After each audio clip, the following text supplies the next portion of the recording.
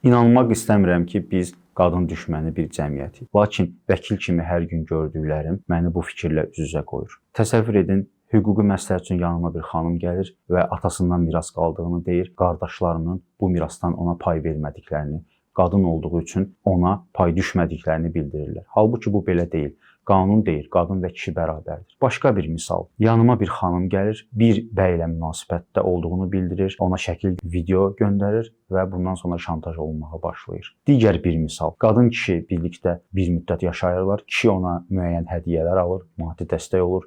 Münasibət bitdikdən sonra kişi tərəfindən hədə-qorxuya məruz qalır. Ödədiyi bütün pul, aldığı hədiyyələri geri qaytarmaq istəyir. Halbuki qadınları qorumalıyıq. Cəmiyyətimizdə qadına qarşı zorakılıq, bu kimi ayrıcı yanaşma olduğu üçün qadınları vurğulayıram. Qadın hüquqlarını qorumaq yalnız onların işi deyil. Bu bizim hər birimizin borcudur. Dəyərli xanımlar, unutmayın, hüququnuz var və onu müdafiə edin.